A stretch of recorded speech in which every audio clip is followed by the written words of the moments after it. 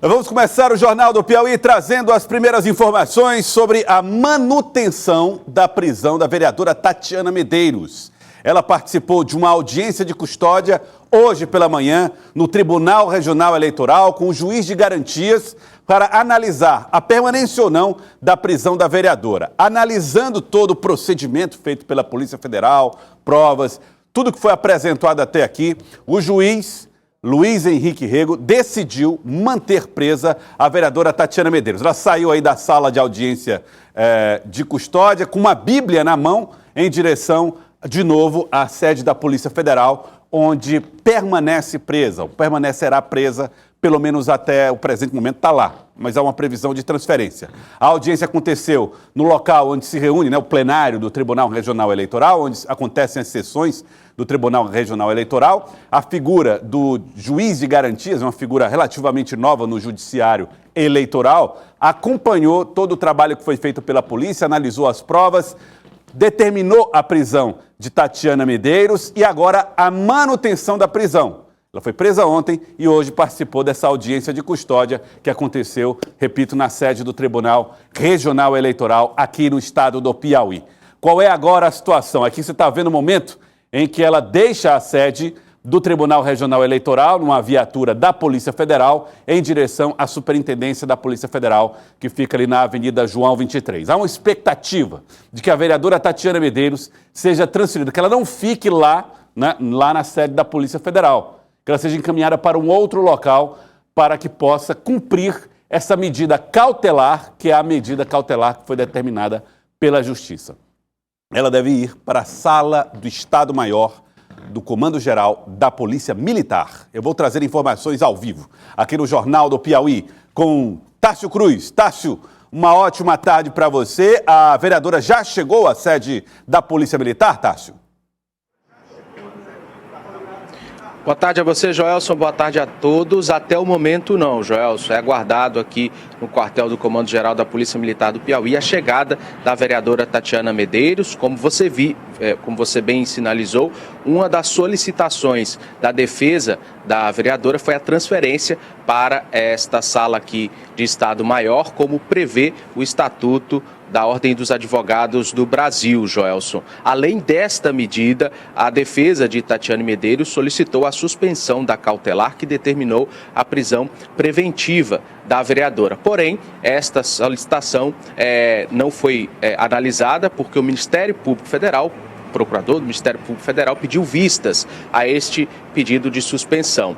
E nós acompanhamos, Joelson, por toda a manhã essa audiência, como você bem dizia. A vereadora chegou por volta de 8h30 à sede do Tribunal Regional Eleitoral, acompanhada por advogados, se dirigiu diretamente ao plenário da Casa e, após se dirigir ao plenário da Casa, se iniciou a análise dessa audiência de custódia. E nós conversamos, Joelson, como você dizia bem, esteve presente durante todo o processo a doutora Melissa Pessoa, coordenadora do núcleo do Juiz das Garantias do TRE. E ela falou sobre a audiência de custódia, analisou o teor desta audiência e comentou a decisão tomada ao longo da audiência pelo juiz Luiz Henrique Moreira Rego. Então vamos ouvir a fala da juíza Melissa Pessoa. Isso envolve a apuração de crimes, né? A polícia investiga, o Ministério Público propõe também, faz as suas proposituras e a Justiça Eleitoral enfrenta essas avaliações, né? Avaliar a existência de crimes é algo da competência, crimes eleitorais, é algo da competência da Justiça Eleitoral. Então é natural que nós tenhamos aqui informações sobre eventuais ilícitos. E os juízes de garantia, que são aqueles juízes que trabalham especificamente na fase de investigação, acompanham todos esses atos, garantindo que a lei seja observada, os trâmites, os direitos daqueles que são investigados e também a rigidez do processo, né, do procedimento de investigação, do inquérito. Como eu falei mais cedo, esse é um inquérito entre muitos outros que nós temos. Se todos eles vão resultar em sentenças condenatórias ou não, Não sabemos. Precisamos acompanhar com serenidade as investigações para saber o curso delas. Nesse caso especificamente da vereadora, o que nós temos hoje ainda é fase investigativa, né, investigatória. A polícia ainda vai fazer o relatório do inquérito e é preciso aguardar. Nesse momento, dentro dessa decisão, que já é exposta a público, então não estou trazendo nenhum dado sigiloso, já foram apontados, né, pela polícia a lavagem de dinheiro, o sufrágio ilícito, a compra de votos, vulgarmente falando, e a falsidade ideológica em matéria eleitoral. Isso é apuração. A gente não pode confundir com o processo que vai ser conduzido por um outro juiz, se houver. Né? Se houver uma denúncia e se essa denúncia for aceita. Então, essa fase é uma fase de investigação. E as medidas que foram adotadas pelo Judiciário Eleitoral piauiense, mais especificamente pelo Dr. Luiz Henrique, foram medidas acautelatórias. A sentença, então, da audiência, o juiz determinando, acatando, né, a cautelar para ir para uma sala de Estado maior e o Ministério Público pedindo vistas. Né? Isso, é natural também. A audiência transcorreu com tranquilidade. Dentro do curso, né, o magistrado tem um protocolo do Conselho Nacional de Justiça, perguntas que ele faz. Isso acontece de uma forma breve para garantir que o magistrado conheça o perfil daquela pessoa que está presa e possa garantir os seus direitos, né? E assim foi feito nessa audiência, garantindo a ela especificamente, que tem formatura no curso de Direito, que é advogada, a sua custódia em sala de Estado maior, que é o que diz a lei. No caso aqui, ele deferiu. Sobre o pedido de vista, a senhora dizia, não existe um prazo, mas algo em torno de até 15 dias? Existe um prazo que foi consignado em ata, mas acredito que aí em torno de 5 dias, no máximo, o Ministério Público deve se manifestar. Mas essa é uma resposta que o próprio Ministério Público deve dar. Então ouvimos aí, Joelson, como eu dizia, a juíza Melissa Pessoa analisando o transcurso da audiência que ocorreu, como ela disse, de forma tranquila, como preconiza a legislação. E nós conversamos também, Joelson, com o advogado de defesa da vereadora Tatiana Medeiros, o doutor Edson Araújo, que fez uma análise da audiência e também revelou que até mesmo o pedido de habeas corpus para buscar a soltura da vereadora pode ser impetrado. Vamos ouvi-lo. A audiência de custódia, ela é uma audiência que você não adentra no mérito, é mais para saber se aqueles direitos da pessoa que foi ali detida, né, se teve exame de corpo de delito, de fazer uma qualificação exata, de acordo com o CNJ, então é mais uma formalidade. O doutor Luiz Henrique, ele entendeu que manteria todas as cautelares, porque, para que entendam, não é? Normalmente, o juiz que prende não é o juiz que faz a audiência de custódia. Aqui coincidiu. Então ele poderia revogar, mas ele entendeu que não, que deseja esperar a conclusão.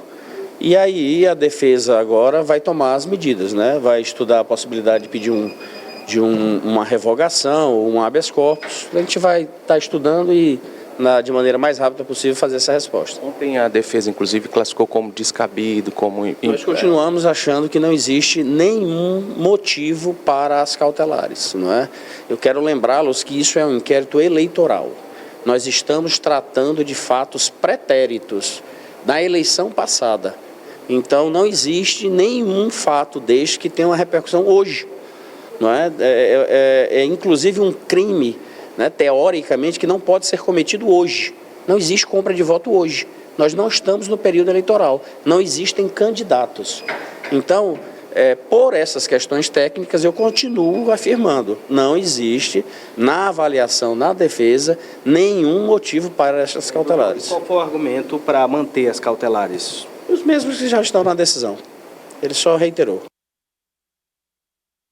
Tem a posição do Dr. Edson, que é o advogado da Tatiana Medeiros, da vereadora Tatiana Medeiros, frisando que na visão da defesa não há nenhum motivo para manutenção da cautelar, e aqui é bom uma explicação.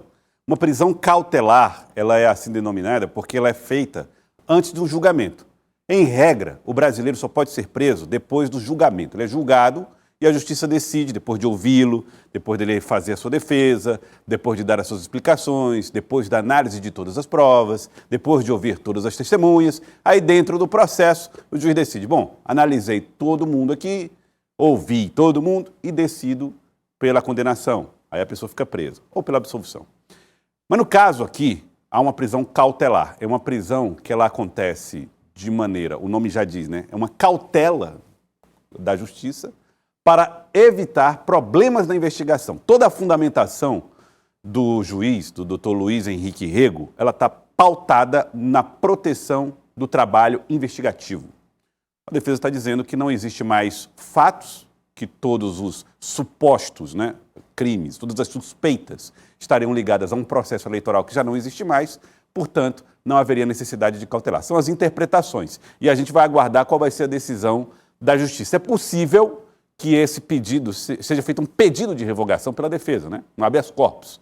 E esse pedido deve ser protocolado lá na Justiça Eleitoral, onde estão lá os desembargadores, os juízes eleitorais, o juiz federal, aquela corte de integrantes da Justiça Eleitoral do Estado do Piauí. E aí ele fala sobre um fato que, de fato, né, embora a gente esteja falando de crime eleitoral, é um processo que corre na Justiça Eleitoral, mas que teve alguns desdobramentos, algumas observações feitas, né, de ligação entre um crime eleitoral e um grupo criminoso, dos crimes que não são eleitorais, vamos dizer assim, que são os grupos das facções que, segundo o juiz Luiz Henrique Rego, estariam aí correlacionadas com essas observações feitas por eles. Agora, tudo depende de espera.